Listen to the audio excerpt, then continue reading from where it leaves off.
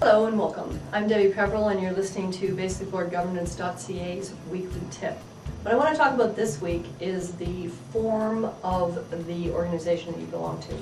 If you are involved somehow with an organization that is not incorporated, then I would ask you to give that some serious thought.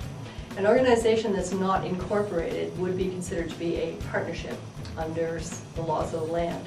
And the difficulty with a partnership is that every partner is jointly and severally responsible for all of the liabilities or any other wrongdoing stuff that happens with the organization. The contrast to that is a corporation. With a corporation, you can separate the shareholders, who are the ones who own it, from the directors, who are the ones who are accountable for it. You don't have that separation within a partnership.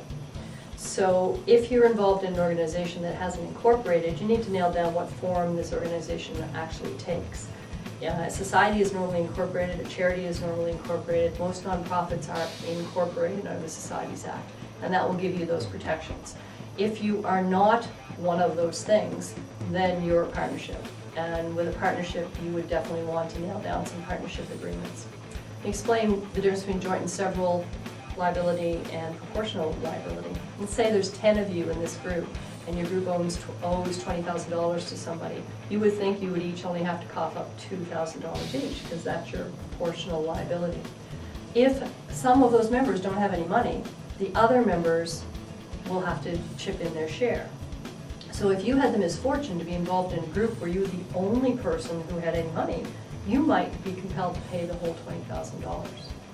I've got lots of information around joint and several liability on the website. It's one of the things that we worry about with CRA, where they can go after individual directors for all of the liability as opposed to the proportional amount. So think about it. If you're involved in any organization where you could have joint and several responsibility, you certainly don't want to be the only one with any money.